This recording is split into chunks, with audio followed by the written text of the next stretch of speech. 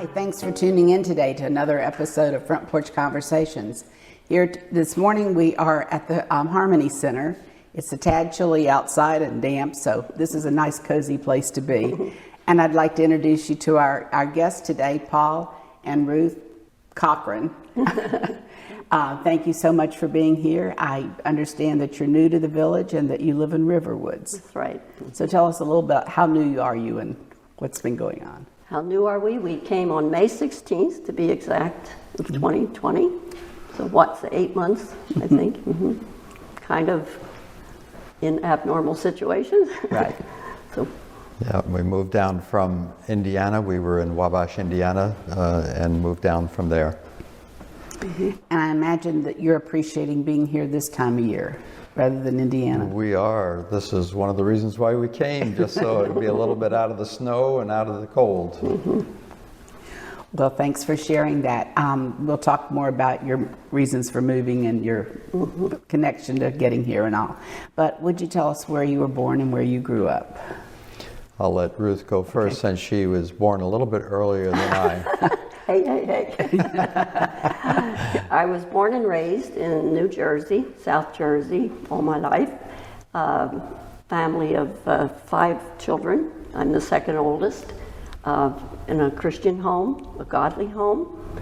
So I am very privileged to have that wonderful heritage, being raised in a Christian home with Christ as the center and brought up in the church. And then was saved at the age of 8 years old in my home church.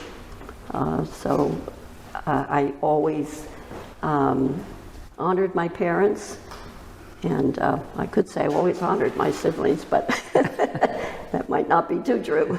Don't stretch it, right? Let's not stretch it, yeah. Okay. Paul, what about you? Yeah, I was born in Long Island, New York. My hometown is Patchogue.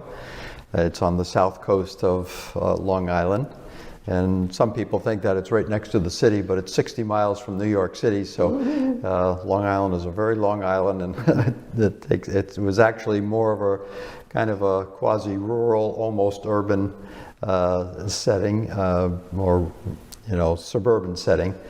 So, my parents loved the Lord, were involved in the church, and we had a Christian home. I'm the youngest of 3. My older brother is already gone to be with the Lord, and my sister still lives on. And so we were raised to understand the gospel and in the church. And at the age of 6, I really came to know the Lord Jesus Christ as my personal Savior through the ministry both of the church and the preaching of the Word, and really the testimony of my parents in the home. We were faithfully reading the Bible and praying together as a family, so that was a very special upbringing for me. What about your favorite childhood memories? Okay. Part of my childhood, I was on a farm, spent some time with my aunt and uncle and my cousin. So that was enriching to me, and it was a very secure and wonderful time. Climbing the ladder to the hayloft, and this was a farm that my uncle operated a slaughterhouse and had a shop that still runs. Bringhurst Meats in South Jersey are favored. It's a good business, so I enjoyed that time. If I have one regret in life, I would say that I wished I had obeyed my aunt and practiced the piano. I would love to play the piano, but that is one of my regrets, that I would have rather been out during that time climbing trees and being a tomboy, I guess. So just wanted to put that in there, but it was a good time. And Paul, what about you? Probably one of the most significant things, I had a backyard neighbor in where we lived who was actually part of our church. Well, he had a business, and it was kind of like a barn in which he worked. He was an awning business. And as a kid, I would stand on the outside of the building and talk through the window to him while he sewed awnings. Later on, he would take me in, and actually that was my first job of kind of just helping the material come through the machine when it was heavy cloth. And One of the things that he did that was pretty significant was take me out in his boat. We were on the South Bay, what they call there the South Bay, and we would go across the bay. It was 5 miles to the Fire Island, to the sand reef out there. And in that bay, there was good clamming. And so we would go clamming in his boat. And the things like that stick in my mind as people kind of nurtured me in the church, as well as probably in the church program. There was an organization called Christian Service Brigade at that time that was kind of like a Christian version of the Boy Scouts, a very biblically oriented program. And there were many little times of camping out and so forth that took place that were really fun for me. And both of you, I assume, graduated from high school. Where did your education go next? From graduation from high school, I went into nurses training in Camden, New Jersey, 3-year program. And immediately after graduation from there, I went to a small Bible school in Rockland, Maine, and had 3 years of training there, and worked as a graduate nurse in that town at the time. And that was very helpful to me and very, very much a blessing. Mm-hmm. Yeah, for myself, I think in high school I wasn't too sure which way to go, but my mother was a teacher.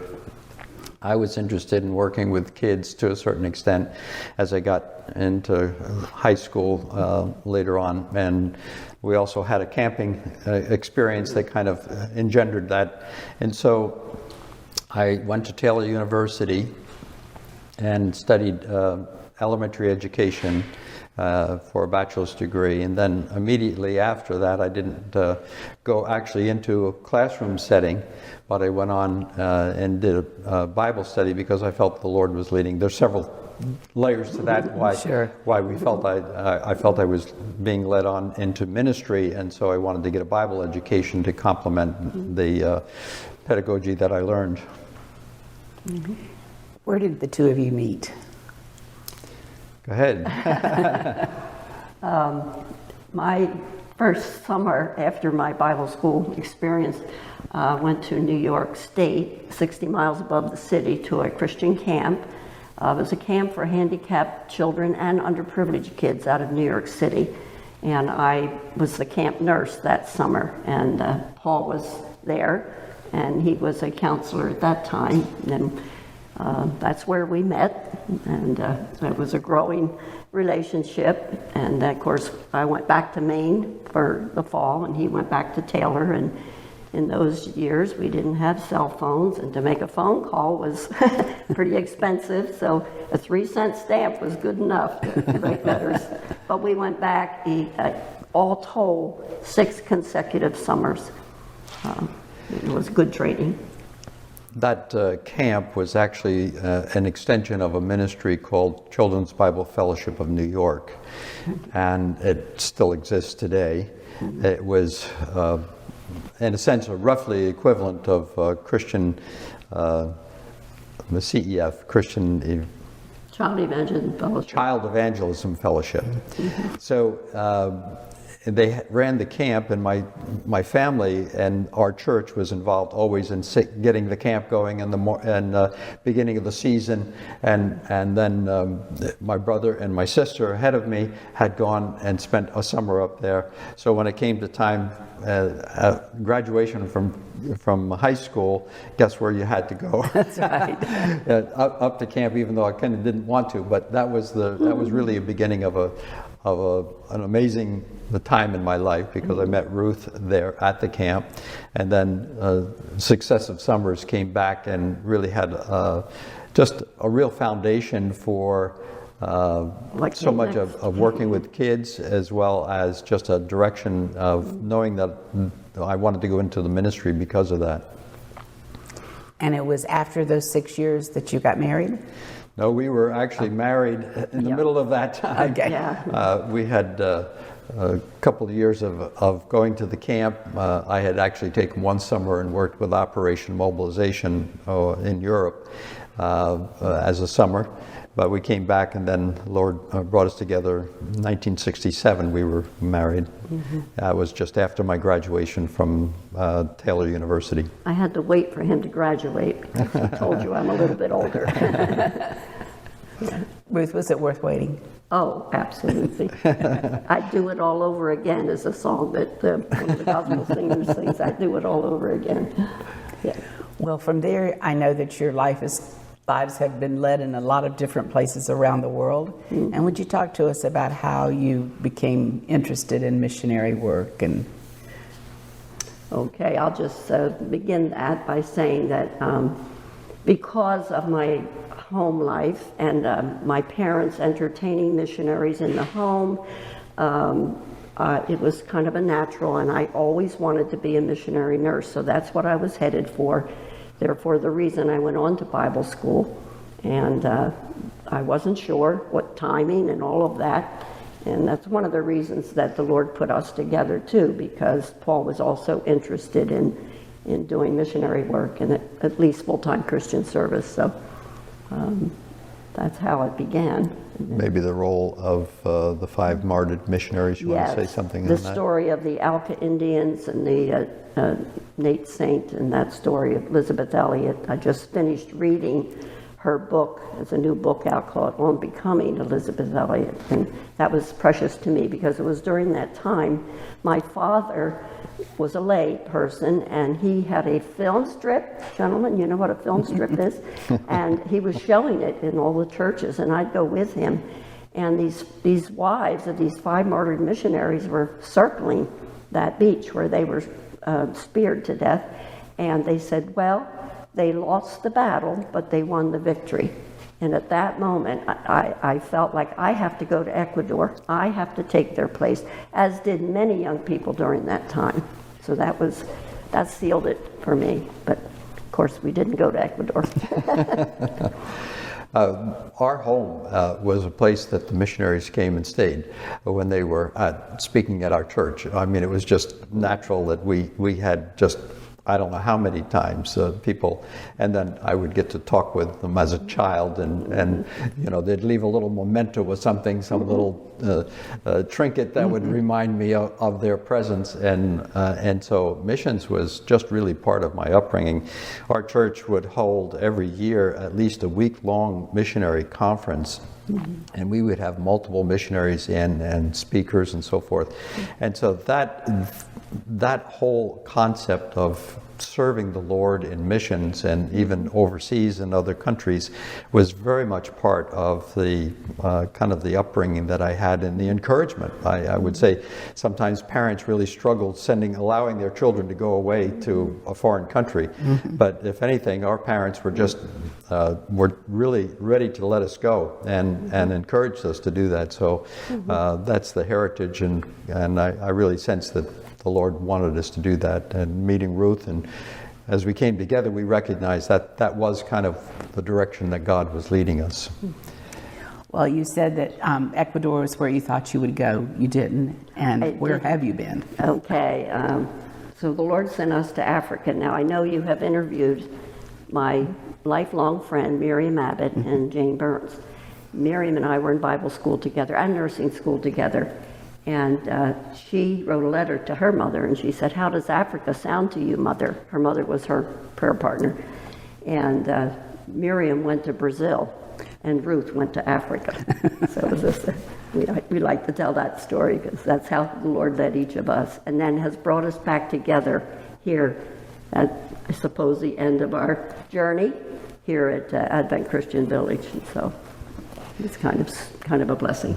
Yeah, perhaps one of the things that as I went on to Bible study at Columbia Bible College, at that time it's Columbia International University now, we had in our heart, we were married, and we had in our heart that we wanted to serve the Lord. So in the beginning, I went and took a church right after almost completing studies. I was still working on a thesis. But as we were there, I can remember looking at the county, counting the number of churches and comparing it to messages that I knew of and heard about in terms of how many churches didn't exist in another place and the number of the population. And we just really felt God wanted to move us out of the U.S. and into a place where there were no churches. And so one of the areas that we discussed between ourselves is how do we do this? And we began just looking at mission boards that could accept us.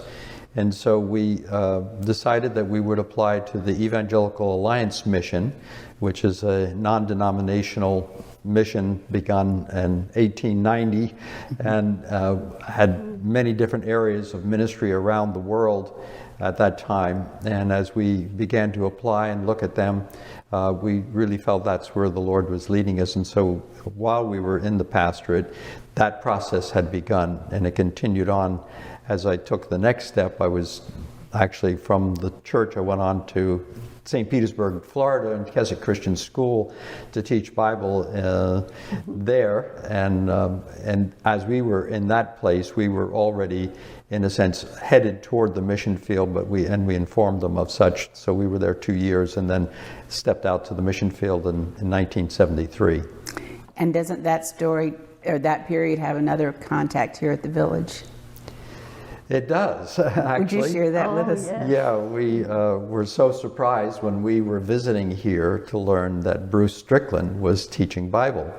And I said, is that the Bruce Strickland that I know from Keswick Christian School? Yeah. And sure enough, it was. So that was a thrilling kind of connection. And actually, we attend his Bible class now just because he's such a rich Bible teacher. He actually taught our daughter when she was in high school. As a senior. And now she's a missionary and she's 50 years old, so it's been a long journey. It is just fascinating during these conversations to see the links that people have It is. back years ago and Yep. rediscover each other here. Yes, it's wonderful. So your first overseas was to? We were first assigned to Chad, Africa.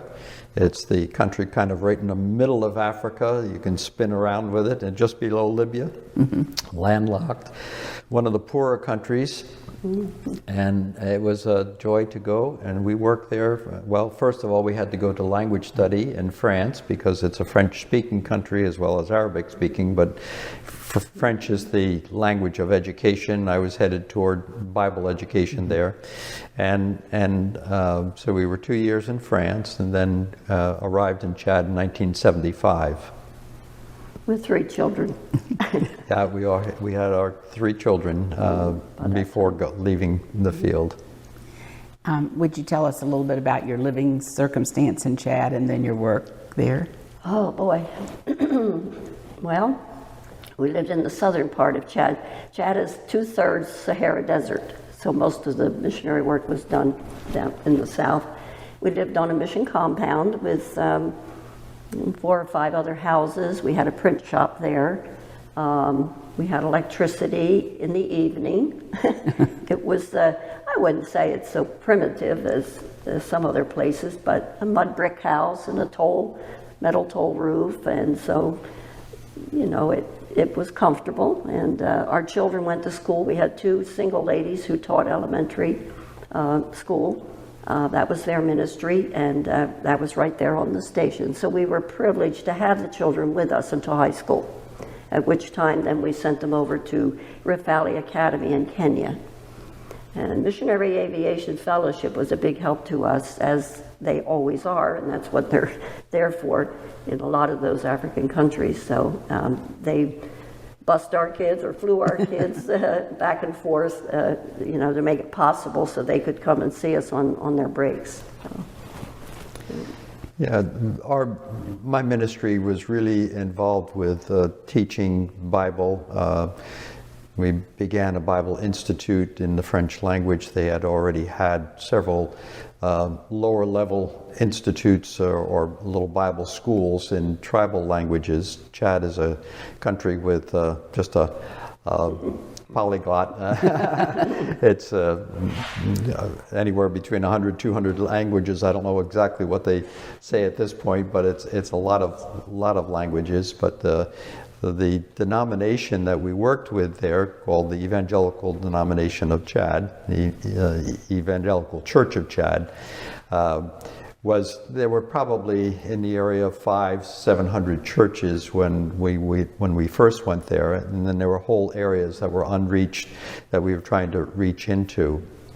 And so one of the things that came to play is that to do further study in the Bible, they really needed something that would be in a language that would allow the students to progress and have facility to read and get material, and that would be in French. So we began a French Bible Institute and took students that were at about a 10th grade to high school graduation level and began to train them kind of at a college level for the ministry.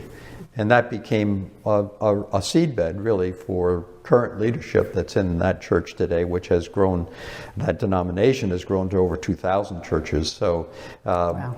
Actually, part of my work was to work myself out of a job and watch the young people that I trained go out and get further study, come back and actually take on those roles. And one of the unique things about Chad has been that many of the Chadian brothers and sisters that have gotten higher education, instead of staying out away, they come back home and they work in their country. And so it's been a beautiful thing to see, and it's been a real joy to see that ministry grow. That's quite an accomplishment. And to think of 2,000 churches beginning, that's... Well, it's not us, right? It's that's passing. Right. They did the work. I mean, they took on the real heart and understanding of the gospel, and they were the evangelists. They became the evangelists and the church planters, and we were facilitating their growth in a sense, and that really is such a big role that we can play at this point in the lives of these churches overseas. And Ruth, during that time, you were using your nursing skills as well? I was more like camp nursing. Our mission did have a hospital, but it was a couple hours away, so I didn't work professionally. But I did nursing at the door, gave injections and treated burns and ulcers and things like that were pretty typical. And raising our 3 children, did some guest house hospitality. That's kind of my gift and my joy. Maybe not some, a lot. Right. It's amazing living out in the bush, because it really is bush. Where there's no hotels, so the foreigners come to us. Somebody would come through the gate and say, where am I going to stay? Somebody on a motorcycle trying to cross Africa, and they'd come. It was a great opportunity, to have visitors. How long in total were you in Chad? Well, it was really about 18 years total between France and Chad. We say that's a block of 20 years. So actually, furloughs in between, of course. So we left in 1973, from the United States, and then we came out of Chad in 1991. So it was a big block of time. And it was time for our children then to enter college, and so we came home, and the main reason we came home was to take care of Grandma, take care of Paul's mom, and that was a privilege for us to do that. She had been cared for to a large degree by her local church in our absence. They were always willing to be of help to her as she got on in years. But I always talked to the elders of the church, and I just said, you let us know when it's time. And when we came back in 91, they said, Paul, it's time. So at that point in time, we were kind of in transition. We weren't real sure what we were going to do. And we were in the St. Pete area. My mother lived in Dunedin, actually. And so as we were trying to figure out what we were doing, I did some teaching at Trinity College, Florida, in Newport Richey. And we kind of waited on the Lord for the direction and thought we might have to step out of the mission role. But then I was invited to go into the administration of our mission, which is based out of Wheaton, Illinois.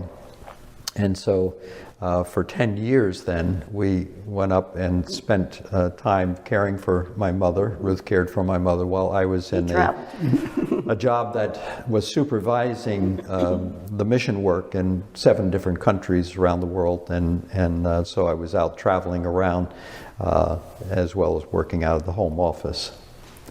And a lot of that travel was to Asia, I believe. Well, I had 4 countries in southern Africa, in the southern part of Africa. I didn't actually supervise Chad where I had worked. And then I was added countries in Southeast Asia to my portfolio. And so I was ending up going over there on a regular basis, 3 times a year. It's a long trip to Asia from Chicago airport, and after a while we recognized that, boy, it would be nice to be living over there. So actually, when my mom passed on to glory, then it freed us up, and so we had cared for her for 7 years in the home, and she was in a nursing home for a few years, and then she went home to be with the Lord. And that gave us the opportunity to look about the possibility and going over into Asia, and that's what we did. We kind of based out of Thailand, but I was actually flying out and going around to different countries in the region for the mission. Well, with folks like you who've had such broad experience, it would take many hours of interviews to cover all that. But let's take just a minute, and I'd like to ask you how you came to know about the village and what your process of moving here was. Okay. I might say, first of all, I knew of this village through our mission, in the sense that the listing of various retirement communities was always something that would come up to those who are going into retirement. And so, being kind of in the administration area, I did know that, and it was on a list of different places, although we really didn't know anyone at that time going here, and I knew that it was kind of so-called out of the way, is what they would say. And so, but we had understood that it was highly recommended and that was doing a good job. And so, very interestingly, there is a member of our mission that had lived here in the area, that was from North Florida here, Betty June Curse. Oh, yes, I knew Betty Who June has well. actually worked in our home office and the business office for years and years. And so we were acquainted with the village, but perhaps it's Ruth's connection that Yeah, my made us connection was us. with Miriam Abbott, and we would come to visit her. I remember that, and then she would take us on a tour. But last year, a year ago, we came here just about this time and took a Airbnb a few minutes away from here, and we would come over, and we were really spying out the land to see if this is really where the Lord wanted us. And unfortunately, there was no COVID at that time. That's at least. right. That's right. Well, I think he gave you the nod, right? He did, and we're very, very assured that this is where the Lord wants us. So it's... Well, I hate to end this conversation at this point, but let's have more. Yes. Thank you so much for joining us today. Thank you. And thanks for tuning in, and come back again to watch another Front Porch Conversation.